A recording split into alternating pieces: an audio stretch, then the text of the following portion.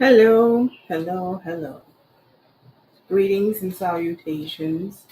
It's your girl Pammie. Now I hope that you can hear me because I've been in here playing with these microphones and stuff. We don't need no stuff.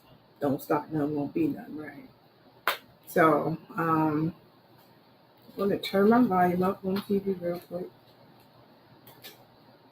Hello. Okay, so yeah, I can hear. Yeah. I'm going to wait a few minutes for some of y'all to come on in the room. Um, But I do want to ask that when you do come in, please hit that like button to help push the content forward so this education get spread wide and far, right? Far and wide, far and wide. Spread the word, right? But welcome to Locs Talk Live with your girl Pammie. Once again, I call it Locs Talk Live because I happen to be a lock goddess, and that's the name of my blog. But I talk about all hair, whether it's locked or natural. We talk about all hair. And tonight's conversation is about all hair, right? So um, I want to open up by bring, just giving a little small homage to my sister, my late sister, God rest her soul. Today would have been her 50th birthday. I miss her so much. So today has been an up and down day for me. I honor her birthday every year, but this one would have been like a major milestone one. So I can't help but to think about what we would have been doing or where we would have gone because we probably would have made a trip or something. But I just want to wish her a happy birthday, happy birthday. I miss you. Wish you were here so we can have a good time, somewhere in the world, just celebrating life. I'm right behind you, though. I'll be 50 next year. Yes. Yes. So I'm here to talk about a really good topic, right? We are going to talk about alopecia areata tonight because, um, I see a lot of natural hair videos educating people about traction alopecia, which can be avoided. A lot of it is caused by wearing tight hairstyles and things like that. But tonight we're going to talk about alopecia areata, which is more serious because it is in connection with your health and your immune system and things like that. So I see more people are coming in. Please hit that like button as you enter in. Thank you and welcome to Locs Talk Live. My name is Pammie.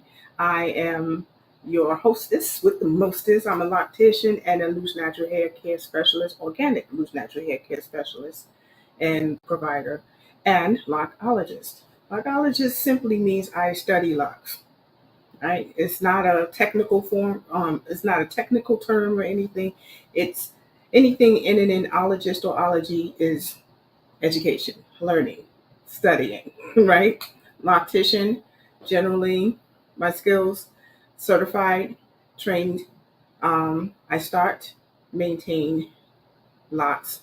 Also teach my clients how to take care of their locks at home when they are not coming to me for appointments, as well as be a very strong support system. That's very important. Um, I have come to know that a lot of people with locks do not have a strong support system, and this is in a lot of cases why there's such a big turnaround um, of locks. Like they'll love it 1 minute, and the next is like their self esteem is down here. um, it's very important to have a really, really, really strong support system, not just with your locks, but this is with loose natural hair too, because I found the same thing happened to me once when I went natural, where it became very challenging, lacked support, and all of those things, and I reverted sort of back to chemically processing, but it was like a texturizer, so not quite creamy crack, but still a chemical process, which since no, never.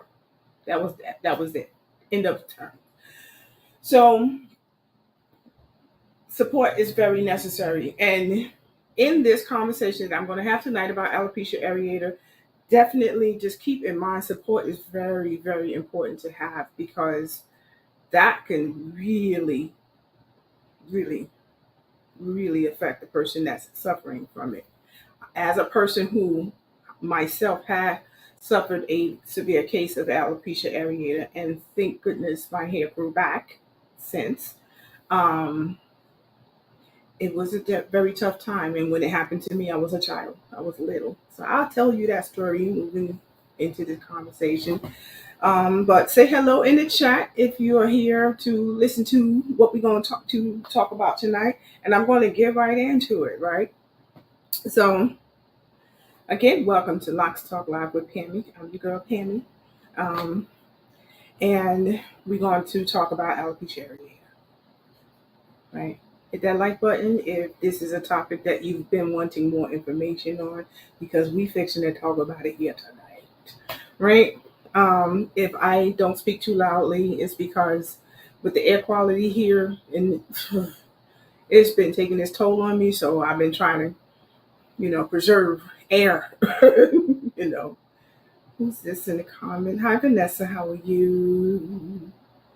Yeah. So if you can get that friend, maybe she can or he can pop in, and watch. Okay. So what we're going to talk about tonight is, what is alopecia? Now, alopecia, the word itself, is an umbrella term that signifies hair loss. That means hair loss. So that's what alopecia is. But there's different types of alopecia. And the one that I'm talking about tonight is in relation to your health. Okay. So let's look into what it is. Now, when I'm having these kind of talks, I do put a lot of notes in the bar, this little bar right here, this little orange bar, to make sure, if you're taking notes, Vanessa, you have it there. So I'm gonna keep it up long enough for you to be able to get that information. Okay.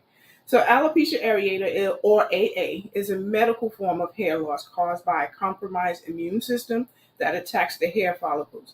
Hair loss starts with circular bald patches that may overlap. So you might suddenly lose a patch of hair, but it's like in a circular motion. That's a first sign that it may be alopecia areata, right? Um, so I think this is a good time for me to tell my story. I was 8 years old, and my mom was my hair care provider all my life. She was a cosmetologist, and she taught me pretty much everything that I know. Of course, I did go to school later in high school, when they offered high school students. Back when I was in high school, we had things like shop and cosmetology and home economics. We had stuff that we was able to learn and actually get certifications for, right?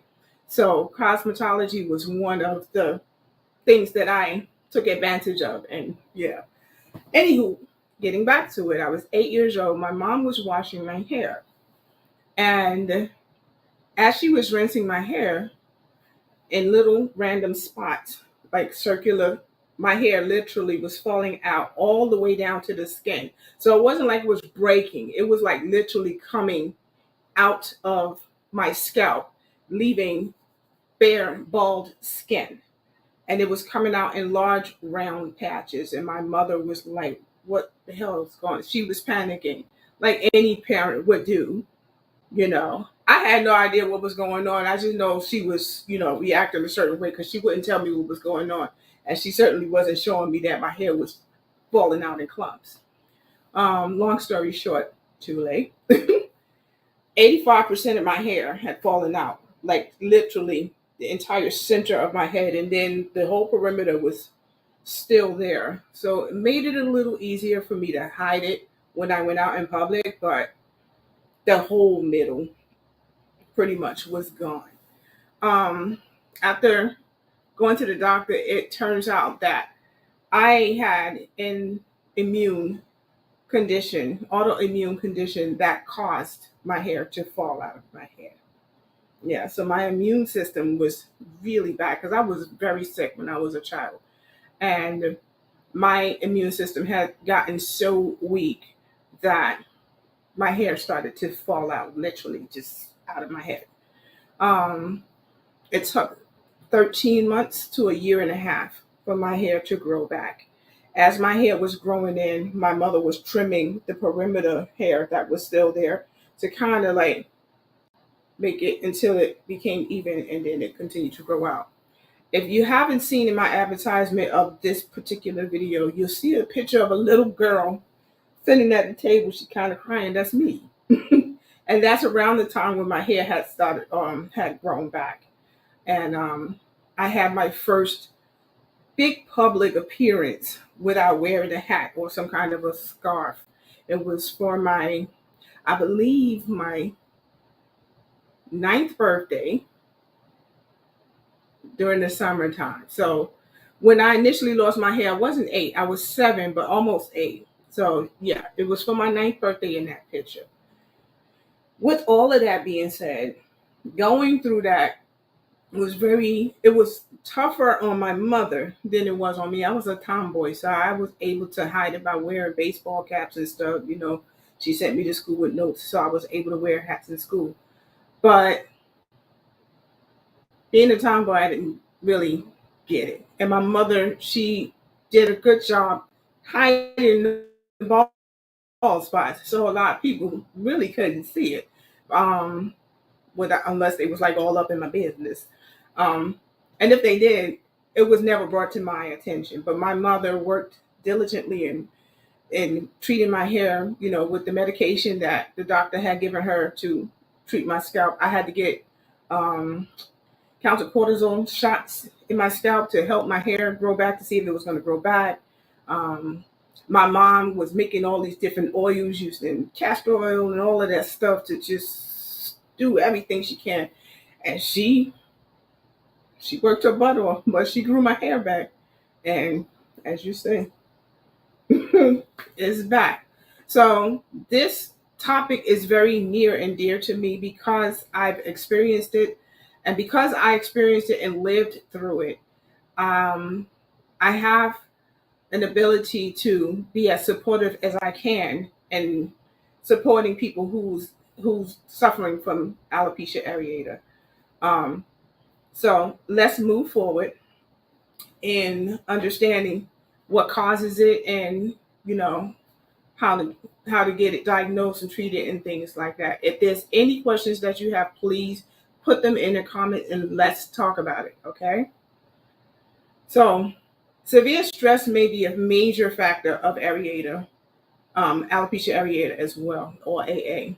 Strongly because stress can severely compromise your immune system as well. Okay. People don't understand the effects that stress can have on your health and your immune system. So, this is why practicing things like meditation and cutting toxic ass people out of your life, removing yourself from stuff that's going to be stressful, including jobs that have you in severe burnout to the point where your health is failing massively. This was a thing for me working in my last job before I decided to do this full time. So you have to really look out for yourself. Self care and self love is very important. And keeping your stress down is maintaining your peace. You must protect your peace. Protect your peace at all costs. Okay? Moving forward. AA is not the same as traction alopecia. All right. So alopecia areata is not the same as traction alopecia, completely different. Alopecia is an umbrella term, as I spoke before, that refers to hair loss, right? Traction alopecia can be avoided while AA may be unavoidable. Okay. The difference is AA is in relation to your health. Traction alopecia is more in relation to negligence and not taking care of your hair properly. That's the difference. And a lot of people mix the two of those things up.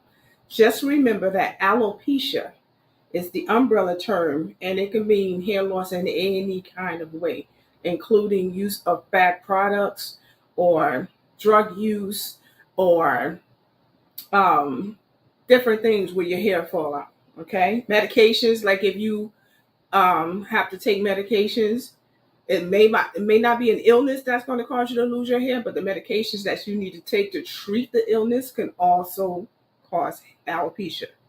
Not alopecia areata, but alopecia hair loss, right? So, yeah. But today we're going to focus a lot on the health part, failure of your immune system.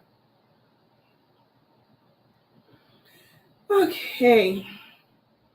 Now, we're talking about diagnosed. We're going to go into how you get diagnosed because a lot of people think you're supposed to go to your hair salon, to your stylist, to have them diagnose you. Alopecia areata is a medical condition. Okay?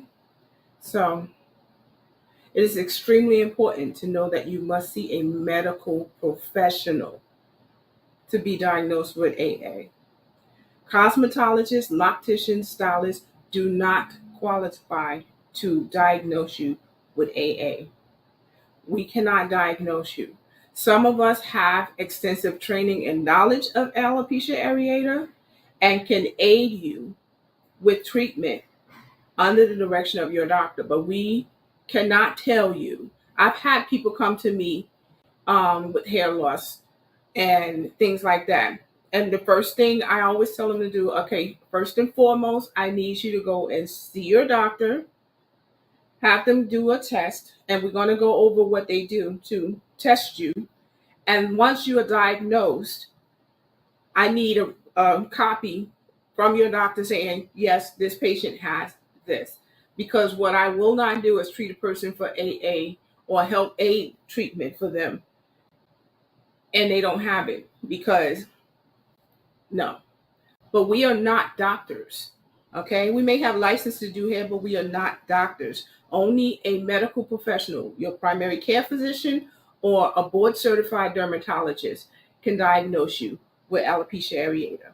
Okay, AA is a medical condition.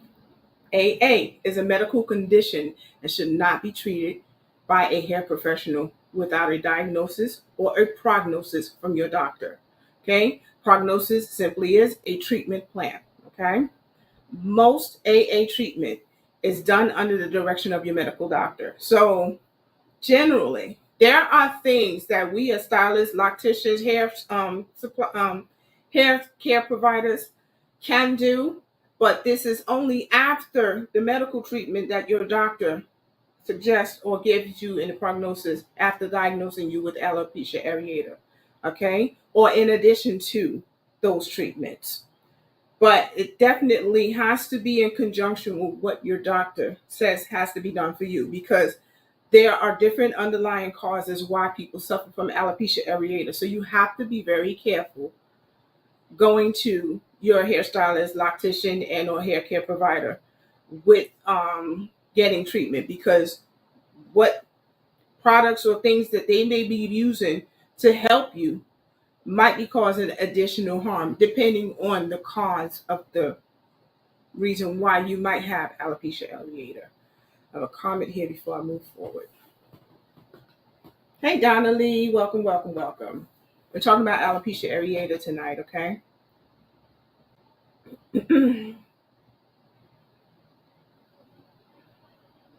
So now there's the question, is there a guarantee for hair to grow back with treatment? The answer to that question is no, there is not a guarantee that your hair will grow back if you are diagnosed with alopecia areata or if you lose your hair. And usually when you're diagnosed, you've already lost some hair because that's what usually makes a person go in to get checked. But there is a 50% chance that your hair will not grow back. 50-50. Okay, we have some comments here. All right.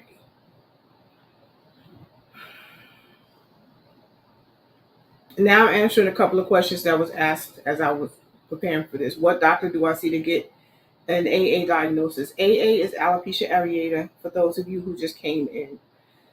The doctor you should see to get diagnosed for alopecia areata or AA is either your primary care physician or board certified dermatologist. Difference is the board certified is dermatologist with actual PhD.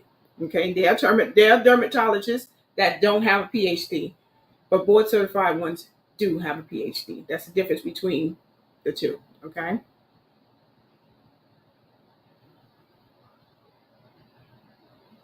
so how do they diagnose you? Your doctor will look for specific baldness patterns. Then they may take hair samples and check that. And in some cases, depending on how severe it is, they'll do a scalp biopsy. So they'll take a little piece of your scalp and check it out. And that's only in severe cases. It really depends on the condition that may have caused the alopecia to appear in your system. Okay. So now this is the serious part. Um, I'm going to go over some of the underlying conditions that can lead to alopecia areata because there's a number of different medical conditions that can lead to it. And before I go into this, um,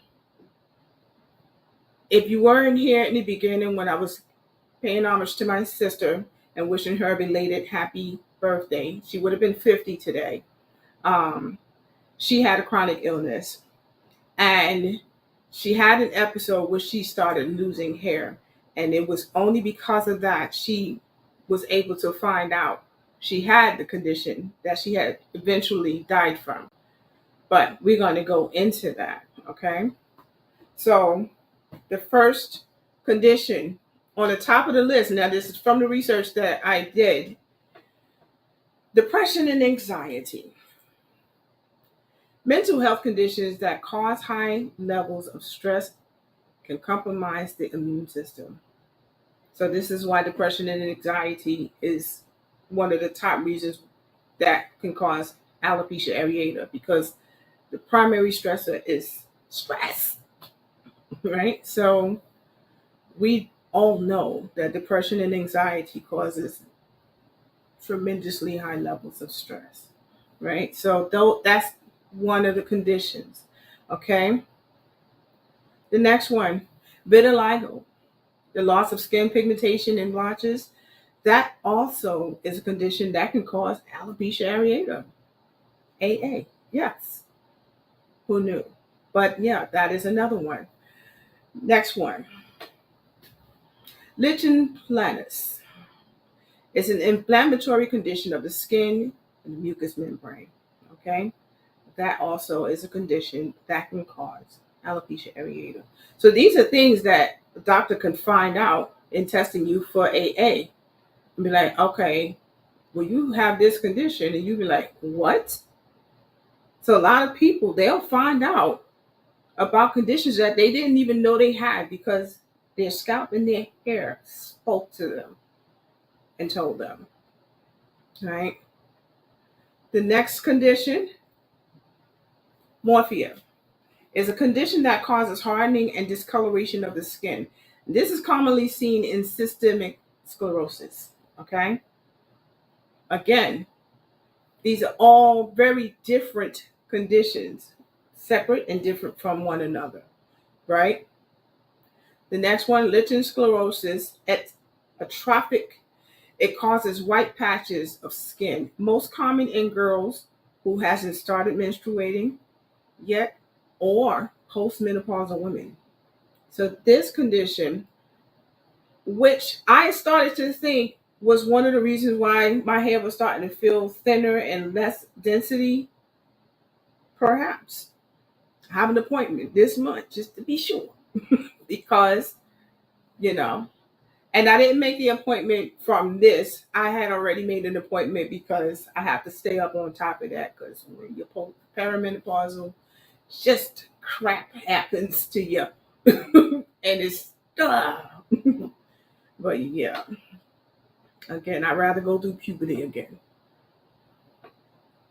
And other diseases and medical conditions such as Hashimoto's thyroiditis, hypothyroidism, endemic goiter, Addison's disease, pernicious anemia or just anemia, lupus, which is what my sister had. She has systemic lupus, right? Diabetes and Down syndrome. These are more conditions that are prone to people getting alopecia areata or AA.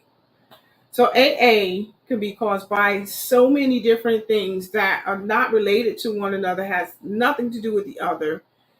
Just different things within your body and your immune system can cause you to lose your hair. It's unfortunate, but very true. As stated before, there is a 50-50 chance of hair regrowth after treatment from alopecia areata, which is why a lot of times when you see people just say, just shave it all off. Because they'll try and they get tired of trying and it's just not doing it because, like I said, it took 13 months to a year and a half for my mother to grow my hair back. I saw her, I remember it like yesterday because I was almost 8 years old. So I do remember. I think I remember as far back as 5 because I remember all of kindergarten. So I do remember as far back as 5. My mother was very frustrated. Like she really thought that my hair would never grow back, you know. But when I do find myself in periods where my hair starts feeling thinner or like it's falling out, I get worried because if you've had one case, there's a chance that you will again, you know. With that being said, most who has had AA may experience more than once in their lifetime. And stress has proven to be one of the major factors and causes of reoccurrences. This is why my boundaries, when I said what I said. No, I don't allow stress. That's why I said drama free. I don't allow stress and BS in my space. We ain't doing that. Not today. Not today. Not any day. Because, mm-mm. And yeah, just no. Eliminated by um but when I do find myself in stressful periods, because I did see a little glimpse of it when the pandemic first came, yeah, that wasn't pretty either. I'm grateful that I didn't lose my hair, but it was a lot of stress. Worrying about my husband, worrying about my kids, worrying about a lot of stuff. Worry keeps my stress up here. This is why I don't read the paper or watch the news. I'm not doing it. I can't live with the stress. I can't live with the stress. You know? And why do I need to do that anyway? Everybody talks about it on social media anyway, right? Am I right? No, I'm kidding. Trying to bring a little humor to it because it's getting a little bit too serious. Don't you think? Okay, so now I'm going to go into some tips to help stop spread AA. Okay. First one, avoid hair and scalp trauma, such as styling with braids, weaves, glue from wigs, etc. However nice the outcome of the styles may be, they can be causing excess trauma to the remaining hair and scalp. Now, in this case, I'm referring to sometimes because I've seen a lot of videos where women with AA would go to a stylist to get their hair done to cover up where they have had hair loss. And I've seen the stylists do very stressful and tension pulling styles in their hair, like the braids and the wig caps. That's going to take some pulling and stress to remove after. And I just get like, oh my god, I'm sure that they're being careful, but it could still be causing more trauma to the remaining hair and the scalp because you have to really be careful with the stress of that when you are dealing with a person who has alopecia areata. You know, have some comments. So Vanessa said, "I don't watch the news either." Exactly, because It's very stressful. I went and did the laundry the other day, and I'm sitting here watching damn news, and I'm seeing all these stories about shootings and stuff, and it had me scared to death. And I was like stalking my boys yesterday, texting them every other second. You okay? You all right? Where you at? What you do? And I'm like, I don't usually do that, but just from that one day watching the news, I'm like, be careful. Make sure you watch across the street, because there's crazy drivers out there. And I don't need to do that because I know they're smart enough to not, get into that stuff. But it's just that is what it planted that seed of worry, and I was over here stalking my kids. Like, come on, you know. Donna Lee. I'm not talking about Alcoholics Anonymous, Donna Lee. She said every time she hear me say it. Would you prefer I say the whole word alopecia areata, or is it throwing you off? Oh my goodness. I love Donna Lee. She always makes me laugh. So the next tip is to try to reduce stress in your life. We were just talking about that a second ago, right? Um, every now and then I may watch a news story, but I'm not fixing to sit there for hours on end, watching it. Remove toxic people and things from your life. Protect your peace. Meditate. Nam Myoho Renge Kyo. Right? Sorry. My throat has not been feeling great with this janky air quality. Whatever works for me. Thank you, Donna Lee. I love you. Okay. Sorry. Now, for more severe cases, like what I had when I was a kid, take advantage of the corticosteroid treatments. That's the shots. That's not for everybody. It's not for everybody. Um, that is at your own discretion. It was something for me. I was a growing child, so it worked out well for me, in my favor. But it's not for everybody. Really have a conversation with your doctor about it and things like that. But if it's a really severe case, it may help, but there's no guarantee, right? Now, this is also another one. A change in diet can also help reverse the effects of alopecia areata. There's a certain foods that you can eliminate from your diet, and others that you can add to your diet to aid in improvement.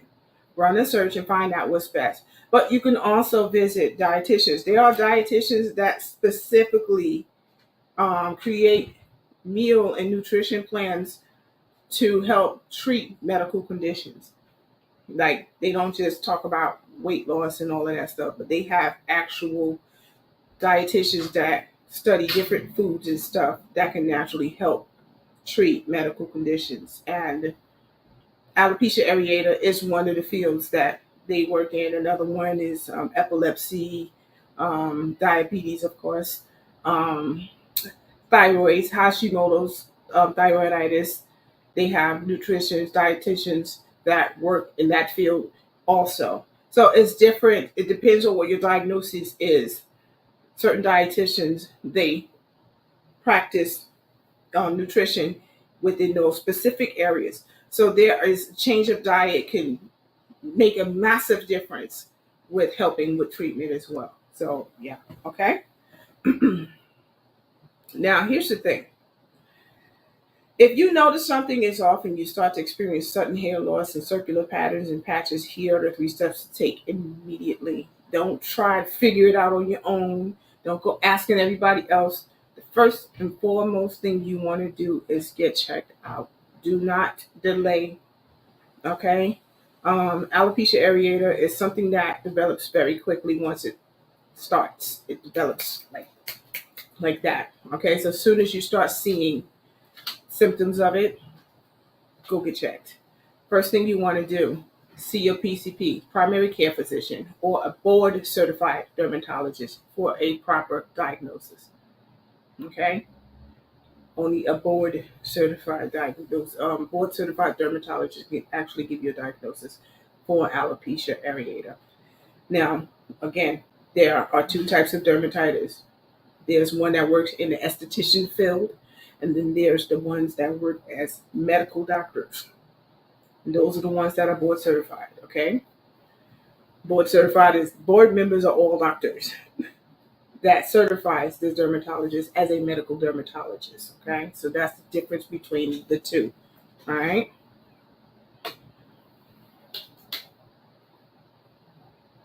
There's some dry snaps. Shut up. The second thing you want to do under a doctor's care and direction, complete any necessary treatments. All right. That is recommended in your prognosis and follow-up care. Now, the final step is there are stylists, cosmetologists, locticians, natural hair care specialists who have that as a specialty under their care, right? Where they can aid you and assist you with the treatment that your doctor asks you to do, as well as additional natural stuff that they can do to help also in that area. Okay.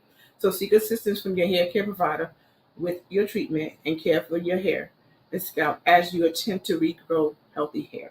Okay. But we have to do the treatment first. We have to get a diagnosis. We have to follow the treatment that your doctor, okay, gives or prognosis and follow up care. And then we can go into organic, natural ailments to help treat the alopecia areata. Okay. Now, here are some of the best oils that you can use. I have some of them on my table over here because I do have oil blends that I do make um, to because I do have some clients who suffer from alopecia areata. Their hair is growing back, so I'm doing my job. I won't mention who they are because that's their business. But yes, they are happy that their hair is growing back. And some of the oils that you can use, these are essential oils, and they're the oils that come in these little teeny tiny bottles. They're this small for a reason because they are concentrated, highly concentrated. It only take a few drops of them to work. So you don't and do not. I've seen people in videos literally. What are you doing? Don't do that. This is not meant to be used directly on your skin. It's supposed to be blended with a carrier oil. My favorite carrier oils for me that I like to use is fractionated coconut oil, jojoba oil. You know, those are my two favorite. Those are my two top carrier oils that I like to use. There's an array of carrier oils that I can use. A carrier oil is simply the main oil that you're using, that you're adding these drops of essential oil into to create the oil blend that you're going to use. Another carrier oil that people, especially when they're treating for hair loss, they like to use castor oil. Um, I particularly am back and forth between using that. Sometimes I will split it in half and put half castor oil and half jojoba oil as the carrier oil when I am treating somebody. It depends on how severe their alopecia areata is. But generally, I either use all fractionated coconut oil or all jojoba oil because I don't want an oil that is too thick. And castor oil can be quite thick, so I don't want anything that's going to build up and clog hair follicles.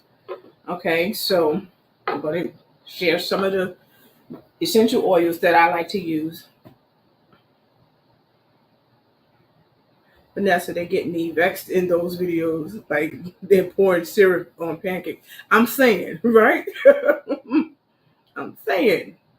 So now that we have that, here's the list here. The best natural oils um, to help stop hair loss and assist with regrowth after treatment is peppermint oil, rosemary oil, thyme oil, cedarwood oil, Lang Lang oil and lemon oil.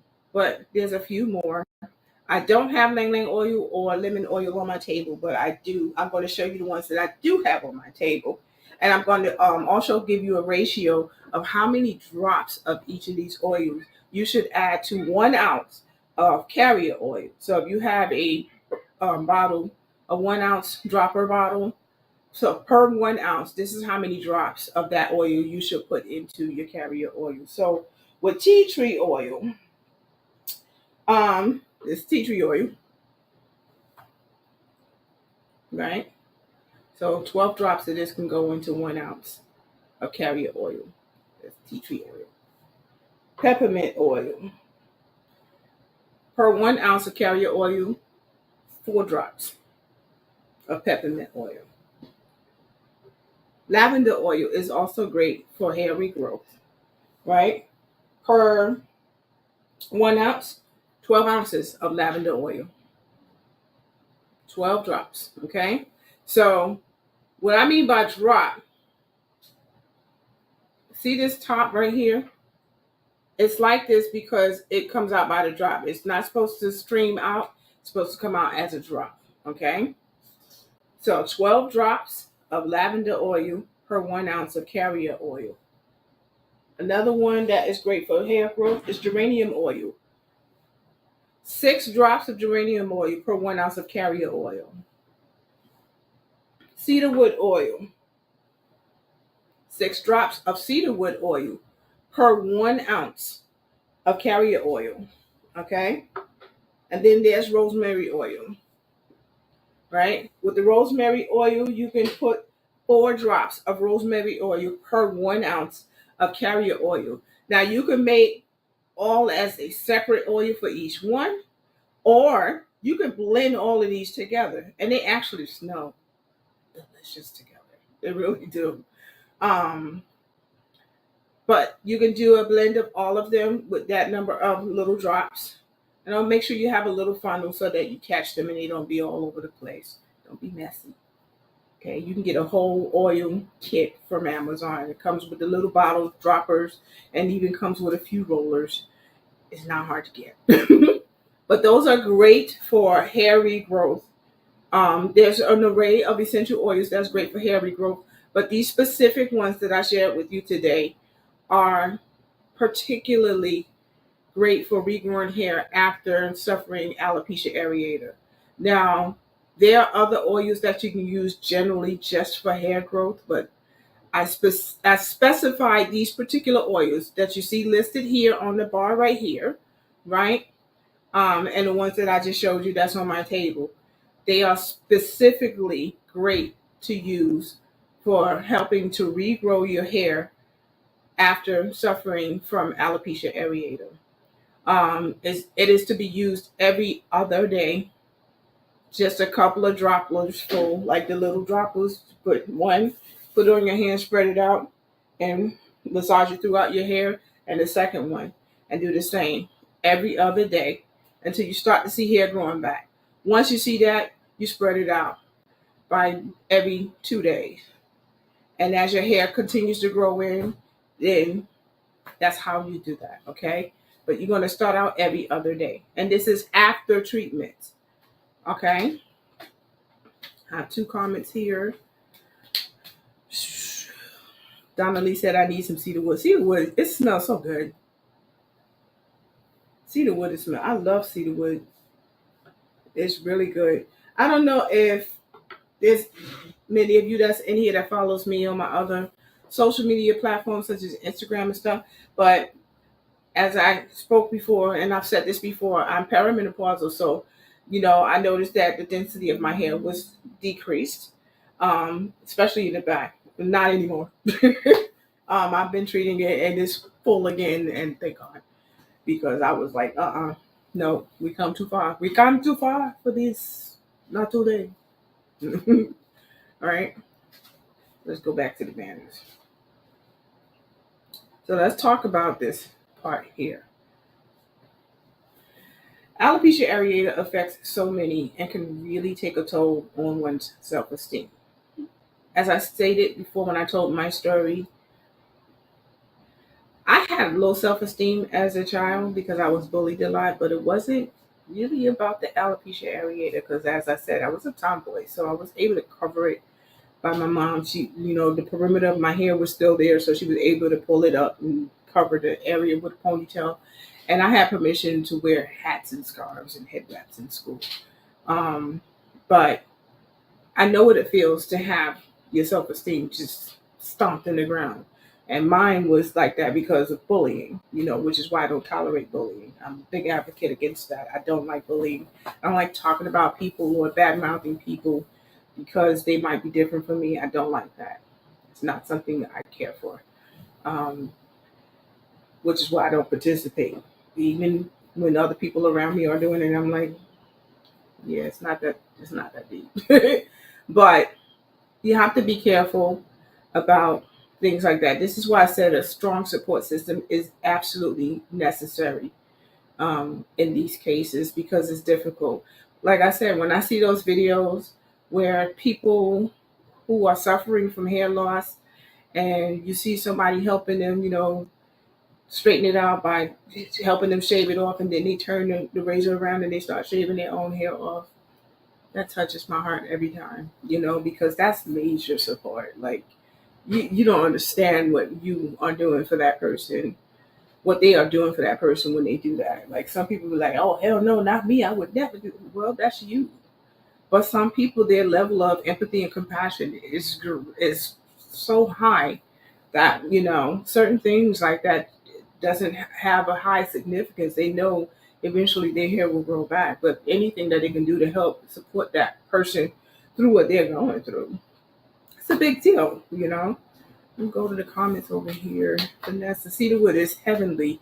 It's a product I was using. Isn't a product he was using. And yeah, the accent. I'll be faking me and my accents. So for those of you just coming in, I was talking about myself earlier in the video. When I was a child of 8, I suffered a case of alopecia areata. I lost 85% of my hair. Thankfully, my hair grew back. If that had never happened, I would have never known I had a compromising autoimmune disorder. I wanted to start with that for a reason. It's because it's important for people to understand that hair loss could be your hair and scalp telling you something else is going on with your body. As I wanted to share again, the same happened to my sister. She started losing hair, and we didn't know why. And her hair means a lot to her, so it really affected her when she started losing hair. But after a lot of tests, she was diagnosed with systemic lupus. My sister suffered for 15 years. And when I say she suffered, she suffered. She suffered. That's why today's been an up and down day for me because today's would have been her 50th birthday. My sister passed away 13 years ago. She was 37 years young. Um, she was my best friend, so I didn't just lose my sister, I lost my best friend. And I still miss her every single day. But I would have not had those 15 years had we not gone to the doctor to figure out why she was losing her hair. Because at first it was, oh, you're just stressed. And I'm like, no, that's more than stress. Something's wrong, right? She was pregnant with my nephew and she had him and she was being told, oh, you're just stressed. That's postpartum depression. That's postpartum shedding. And I said, no, something else is wrong. And we took her to the hospital just a week after my nephew was born. And they did a whole bunch of tests. And she was diagnosed with systemic lupus. And systemic lupus is the worst kind of lupus to have because your body literally is attacking itself. It attacks every single one of your systems from your circulatory to your skeletal to nervous system. Everything gets attacked. Everything. So I'm glad I had those 15 years with her, but I wish she were here still today because we probably would have been on a trip somewhere in Vegas, somewhere celebrating her 50th birthday. I'm right behind her. I'll be 50 next year. But I just wanted to share that part with you because, as horrible as this condition is, alopecia areata may be, in some cases, it is one of the signs you may have a chronic illness, and you can catch it early so that you can treat it and have more time, a lot more time, because 15 years was a lot longer than she was expected to live, right? Alopecia areata may just be the thing that helps you find out sooner rather than later. Okay? So listen to your hair, listen to your scalp, listen to your body. Don't think of, oh, my hair's falling out. You run to the store and you buy a whole bunch of damn products to throw in your head. Go to the doctor and make sure that you are okay first, please. Okay? So the forum is open for Q&A. If you have any questions, it doesn't have to be on this topic. If you have any questions on hair in general, put them in the comments. I'm here to answer your questions.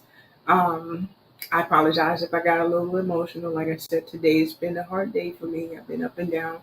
I celebrate my sister's birthday every year, but because this is a milestone birthday, it's been harder for me to keep it together.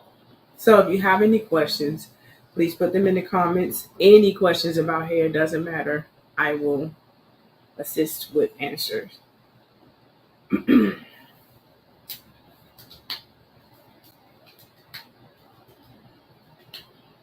Here we go. Donna Lee hit the nail on the head. Even if you go to a city MD,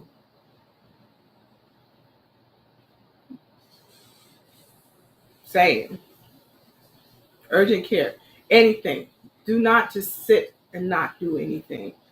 Any doctor is a start. Okay? As she said, they are very helpful. They really are. They give you enough information to get the ball rolling, right? So if you notice something is off, go get checked out. Okay? You have any more questions about hair in general? No. I put my hair on top of my head today. It's so light. So light. Y'all like it? I like it. You like it? I like it. You like it? You like I like it. So if there are no questions, let's go into my closing thoughts. Our bodies is like tiny universes. You know how they say the universe will tell you things, listen to the universe. Your body is also a small universe within a universe. So your body has different things that they tell you. It's made up of cells and atoms and all of these different things. So when you know things that are changing in your body, check it. Don't put yourself in a position where you're trying to figure it out on your own. If you know you're not a doctor, don't diagnose yourself. Don't go on Google and start doing this and self-diagnose, because that'll just make your stress go from here to here. Now you're adding to the problem. Go to the doctor, right? Now, I'm not a humongous fan of Western medicine, but I am a fan of diagnosis, because with a diagnosis, now we can put a treatment plan in place, whether it's holistic or medically. Without a diagnosis from a professional who qualifies, you're just guessing. You're making yourself a guinea pig. You don't want to do that, right? So moving in.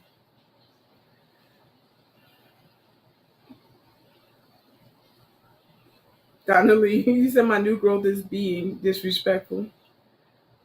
I would take that as a compliment because that's a lot of new growth. Thank you, Distractor, for me. I appreciate it. Vanessa Olove here. City MD triaged me to the doctor to see now. Sis, I have a question. Okay, what's your question?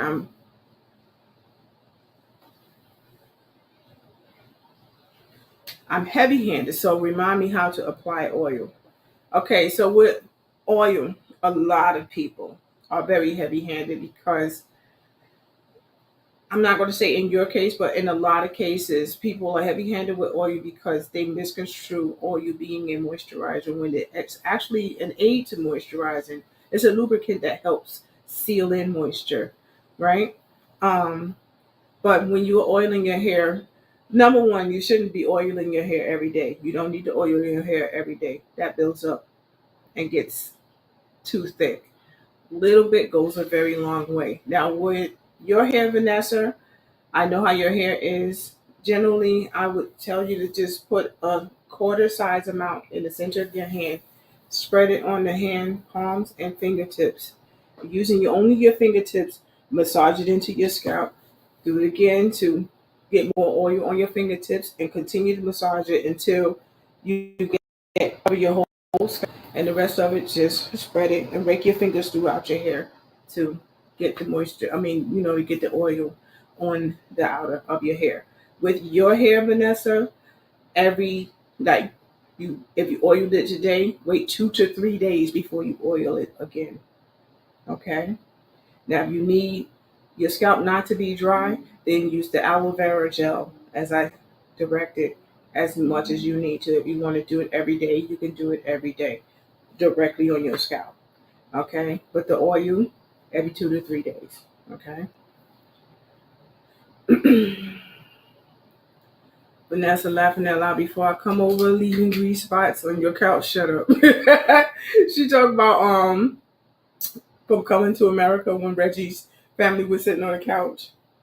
I swear, every time I see that scene, I want to take all three of them and just pop them in the head. Donna said it. Do not Google for diagnosis. Seriously, do not go. Do not Google your. Don't Google your symptoms because y'all will be out here thinking you got cancer because you put a couple of symptoms in there, or you think you're having a heart attack. Just go to the doctor, right? Um, because that leads to severe anxiety and stress and stuff. If you Googling your symptoms and then you diagnose yourself, do not do that, right? They will have you think it right. See, she said it again. They will have you thinking you got cancer from 1712 that was eradicated in 1888. Donna Lee, girl, she be having to be done.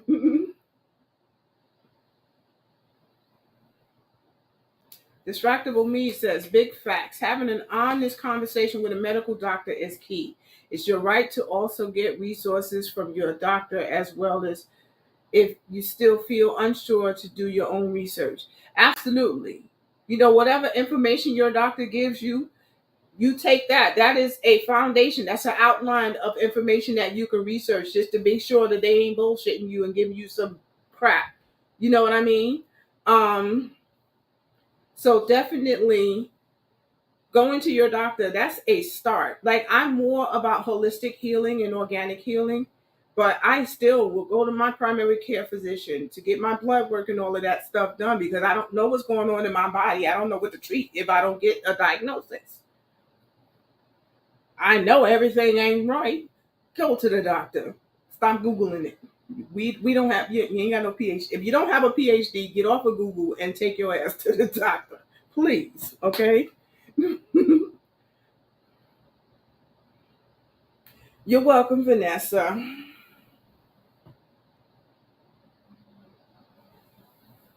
Also, you can ask the pharmacist if anything is prescribed. Absolutely, because sometimes, you know, people don't know. There's prescription things that can help you. Come on, ask the questions. Ask them all them questions. So, is there any other questions that we want to ask? I'll keep this up here. Any more questions about hair in general? It don't have to be about medicine. It doesn't have to be about alopecia areata. Any hair questions that you have, Now's the time to ask. Any any questions anymore? No? I'll wait.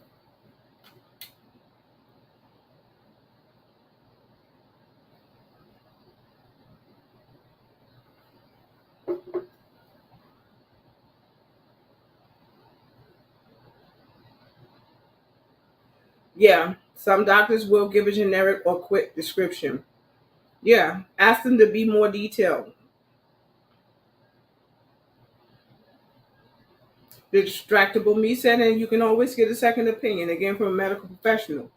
These are paramount for patients to know because insurance may limit what you can actually do for you. Yeah. A lot of times people are limited based on what insurance they have. So if you need a second and third opinion, go get it. If you still feel uncertain and unsure, you can get a second and third opinion. But do not self diagnose. Okay. Um,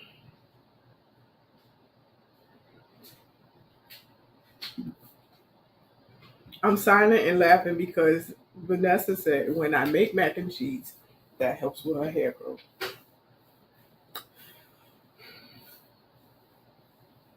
I'm not even gonna say it, Vanessa. You know where I live. Stop playing with me. Donna Lee, how can I keep my hair to stay moisturized longer?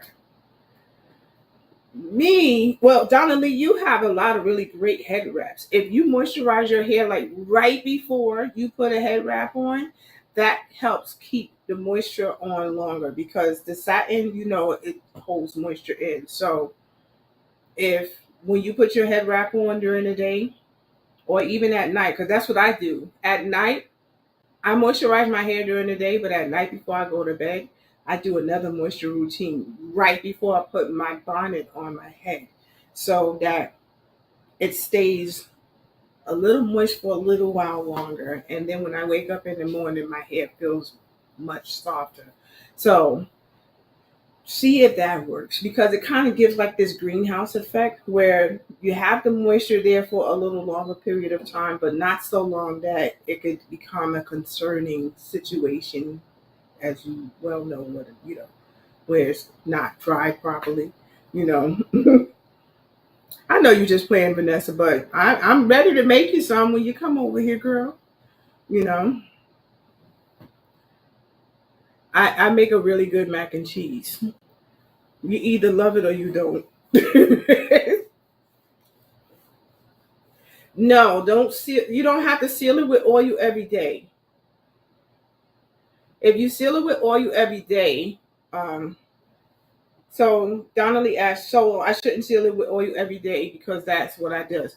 No, you shouldn't seal it every single day with the oil because eventually, over time, and very quickly, oil creates that silicone, not silicone, but that barrier that will not allow the moisture to get past. So if you sealing it every day and it's there, now it can't be penetrated with the moisture, right? So that's probably what's keeping the moisture from getting to your hair and absorbing the moisture because now you've been sealing it every single day with the oil. So you don't need to, no, you don't need to oil your hair every day. And that includes with moisturizing your hair because I do not put oil in my hair every day. I would just, even like with some of my moisturizing sprays, I put a few drops of essential oil in there because a lot of times when you're oiling your hair, it's to also provide yourself with nutrition, that the oils provide, like omega 3s and stuff like that. But unless your hair is high porosity and cannot hold on to moisture that well, you don't need to use oil all the time to seal your hair. You have low porosity hair, Donnelly, so it's really very low where you would need to use oil for your hair to retain the moisture. You don't need to. You don't need to do that. Okay. Um, Sealing in moisture with oil is something that I highly recommend for a person with high porosity hair because the cuticles are so wide open. If the hair dries super fast, and you know, but with low porosity hair like your hair is, Donnelly, it holds on to moisture. Once the moisture gets in there, it holds on to it for a good amount of time. So you don't need to seal it because the cuticles are closed, right, close the door right behind that moisture, and it'll hold that moisture in there. So you don't really need to. Yeah. Okay.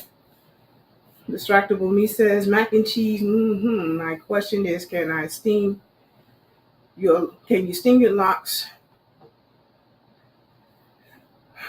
You can steam your locks, right? You cannot get lock rot from steaming your locks. You get lock rot from not properly drying your hair. So steaming your locks is not something that generally will cause lock rot. Steaming your locks will actually provide your hair with a certain level of moisture. And if you have low porosity hair, it'll help open your cuticles up so that when you do a moisture routine, the moisture will get in there, and just let it dry and you'll be good. But no, steaming will not cause lock rot. If your hair is overly wet and damp and not properly dry, that causes lock rot. But steaming does not. Okay.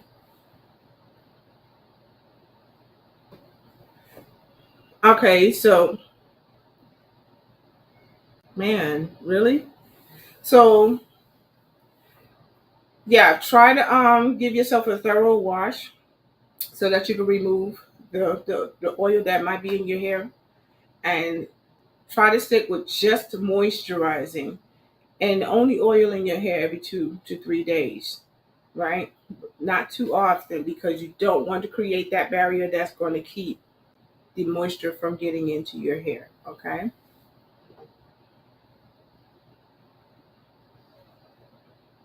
Yes, you have low porosity hair, so your hair holds on to moisture for a long time, right? Your hair's low porosity, distractible me. Write it down. You have low porosity hair.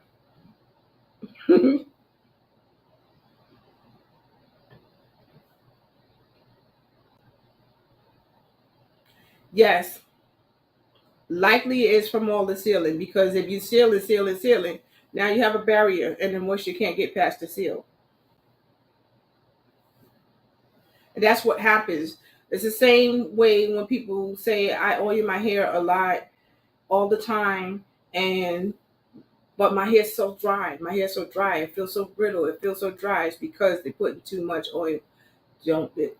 Putting too much oil, not going. It ain't gonna cut it. And a lot of times they don't notice it right away because you can wash your hair and then you moisturize your hair and then you put the oil to seal it in, right? And it's fine right now because you still have the moisture on the inside, right? But once that evaporates and dries up, right, you still have the oil there. That don't evaporate like the moisture does, right? Um, and so now that's there. You go to moisturize again, and you add more coating of oil on top of the oil that's already still sitting there. Remember, the oil doesn't go away. It doesn't absorb and go away. Oil does not leave your hair until you wash it out. It doesn't just get drank up by the hair like moisturizer does. Oil stays there until you wash it out. That's another reason why you have to wash your hair. This is generally why people with straight or European straight hair has to wash their hair so often because oil builds up in their hair and it becomes all stringy and weird looking. They have to wash that out in order for it to stay nice and flowy looking. Otherwise, if it sits there, it's just going to weigh the hair down and just look like a hot mess. With our hair, with more melanated people, with our hair, generally, it makes your hair look very dull and dry and dirty, right? If it's just sitting on your hair, it does not just go away like when you moisturize your hair and eventually over time it dries. It's still there. So then when you re-moisturize and you put more oil there, you just put another piece of the seal on top of it. Then you oyster and moisturize another layer. Then you moisturize and oil another layer and layer. And that's how buildup happens. So you don't have to seal in the moisture every time you moisturize your hair. Okay. Yeah. You're welcome, distractible me. Nah, it's because they dirty. No, it's not. It's not. Don't say that. It's the truth. Like, generally, people who wash their hair every day, it's because it gets greasy and oily. Seriously. So if there's no more questions, the closing thoughts. Again, listen to your body. If your hair starts falling out and you can't explain what happened or why suddenly it's falling out, your scalp is telling you something. Something is off. Something ain't right with your health. Go see your doctor. Don't sit on Google looking it up. What can I do for hair loss? First, figure out and find out why the hell are you losing your hair. Figure that out first before you start trying to look up ways to grow your hair back. You know, trust me. Your body is your own little personal universe. It tells you a lot of things. Like my intuition, your intuition. It tells you when things outside of yourself ain't right for you. It tells you when people aren't right for you, right? Tells you when places aren't right for you. So let you listen to your body. Listen to your body. Vanessa, and the humidity, is it okay to wash my hair every few days? My hair is sticking to my head. Excellent question. Yes, Vanessa, it is okay to wash your hair every few days. It's fine. It's okay. Yeah. Um, just be careful with using anything that's too strong or harsh on your hair. You can use gentle shampoos, preferably a shampoo conditioner combination, so you don't dry your hair out too much with washing it. But yeah, you can wash it every few days. Okay. Summertime is that's a time when it's okay to wash your hair more often than usual. That's why when people ask me the question, how often should I wash my hair? My answer is always it depends on the season and time of year. Like in the wintertime, I can get away with going periods of time between washing my hair because I'm in the house all the time. I don't go outside. I don't really get into nothing out there and stuff like that. And I'm not sweating like a racehorse in my house, so I don't need to be washing my hair that often. Um, but in springtime, I go outside. You got pollen and all kinds of debris out there. And although I like to wrap my hair up when I go outside, sometimes I don't want to wrap my hair up. So when I go outside gets in my hair. I don't want it in my hair, so I wash it out. Summertime, unfortunately, because of the air quality, I have not been able to quite enjoy the summer being outside as often as I would like because the air quality just sucks. It stinks. Freaking air quality makes me sick. But yes, Vanessa, you can wash your hair every few days. Sometimes we get lazy with it, Donnelly. You know, sometimes we get lazy with it, and it's okay. But just make sure that you don't over oil your hair, especially if you want to go longer periods. So I thank y'all for joining me. If you have joined this live tonight and you haven't done so already, please hit that thumbs up button. That helps push the content along so this education can reach as many people far and wide because alopecia areata is a condition that is not talked about enough. And people don't realize that it's underlying health reasons why that happens. Because especially when we're talking about hair care, a lot of people misconstrue and mix up what alopecia areata and traction alopecia is two different things. One is medically caused, the other one is caused by negligence. And so there are numbers of reasons for hair loss, right? And so I touched on alopecia areata, which is the medical compromised immune system causing the hair to fall out. Now, There are other reasons, like I said, medications, hormonal changes, and things like that also can cause hair loss. But tonight we talked about medical changes in your body that can cause you to lose your hair. And in my case, I suffer from Hashimoto's thyroiditis, which is why generally that happened to me as a child because it's been in my system my whole life. They just couldn't figure out what the hell it was until I was an adult. But yes, yeah. um, so if there's no more questions, I just wanted to say thank you. Thank you to everybody who reached out to me personally, wishing my sister, my late sister, a happy 50th birthday. I appreciate that. Thank you for checking in on me, Vanessa. I appreciate you always. Um, and I hope that you are okay too. And next week, I'll see you. But I am definitely going to be popping up in here a lot more this during the summer months. So hit that subscribe button, turn on your notifications because you'll never know. Only day that you know when I'm popping up is on a Wednesday, but I might pop up on a Friday. Yeah, if I ain't got nothing to do, or Saturday or somewhere in there in between. Um, And if you want to continue to chat with me, I'm going to be swinging over to Instagram for Locs Talk Live After Chat. Now, in Locs Talk Live After Chat, I do not talk about everything I talked about in here because if people want to know what I talked about in here, they need to come and watch the replay if they weren't here. Um, but generally, I do a summary and just chit chat. So if you feel like still talking, come on over to Instagram. I'm getting ready to sign on there for Locs Talk Live After Chat. I will see y'all next week. If you have any ideas of what you would like for me to talk about, send me a message and I'll add it to my itinerary. Until next time, thank you for joining me. Love you. Bye.